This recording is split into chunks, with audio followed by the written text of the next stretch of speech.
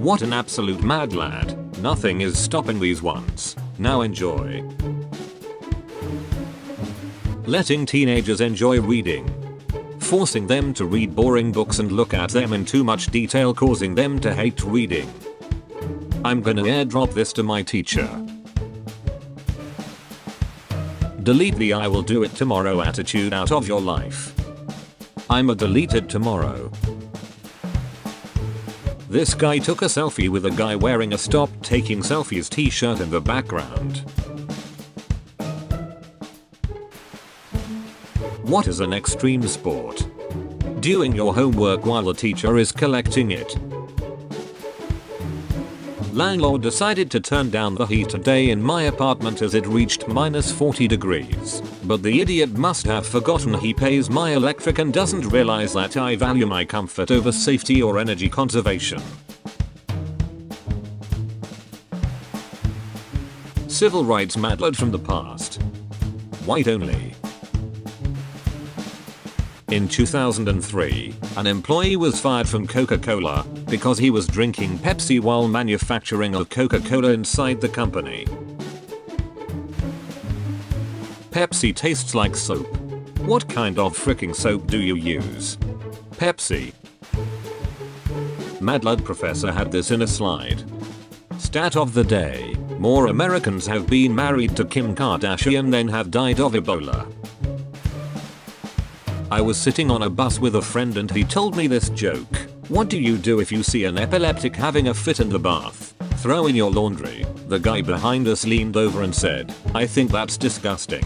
My son died in the bath whilst having a fit." We both went white and apologized. The guy got up to get off and said, he choked on a sock.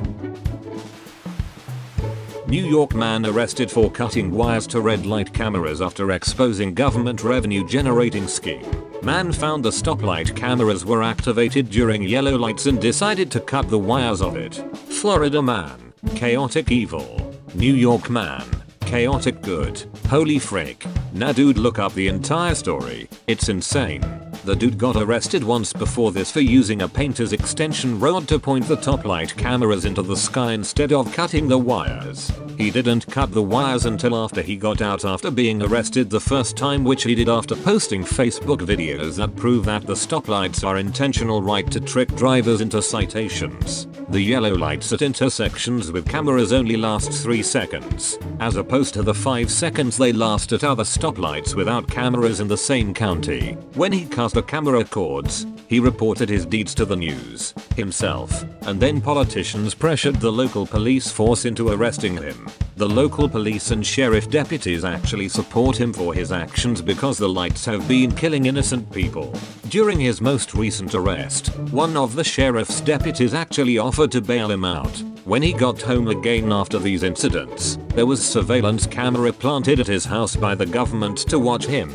His reaction to being surveilled? He painted over the camera in America's flat out freaking ballsiest "frick you" to the government I've heard of, and it gets even crazier.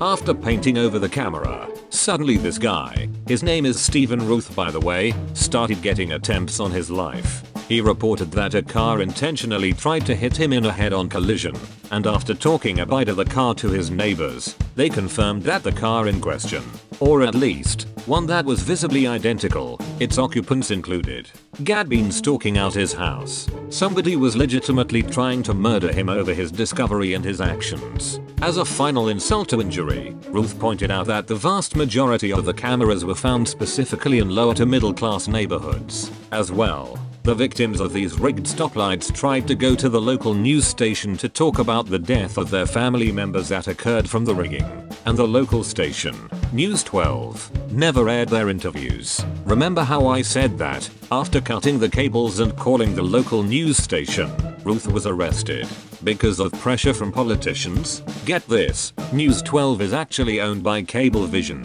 who provides internet service to the cameras. Whereas Mr. Ruth was only trying to help people and save lives, he is being caught up in a full-blown freaking government conspiracy that's out for his hood look like a chump. Absolute madness! I set all my ads on Hulu to Spanish so I don't know what they're trying to sell me. Pervertin. What's funny is that this actually happened. I'm unfamiliar with this story, please elaborate. Finnish soldier gets separated from the rest of his unit, but he's the only one carrying the emergency amphetamines for the unit. Takes too many and goes on a one-man rampage for like 2 weeks straight, giving the opposing Soviet soldiers nightmares for decades. Oh, and he did it all on skis. Did he survive? Yes. During his methed up 2-3 week rampage he got injured by a landmine. Traveled 400 kilometers on skis and only ate pine buds and a Siberian jay that he caught, which he ate raw. When he made it back to finish lines he was taken to a hospital where it was found his heart rate was nearly 200 beats per minute and his weight dropped to 43 kilograms, or 94.7 pounds. His name was Amo Koivunen if you want to look him up. Those are the eyes of a man who has seen God and laughed. Absolute madness! Elon, you have a presentation in 50 minutes. Stop posting memes laughing my ass off. Haha, true. 20 million people already failed No Nut November week. Excuse me, I watched but I didn't nut. It's a whole new level of strong. What's the most appalling behavior you've seen by a young child's parent? Mine. I was in a Walmart with my son and he started to act up.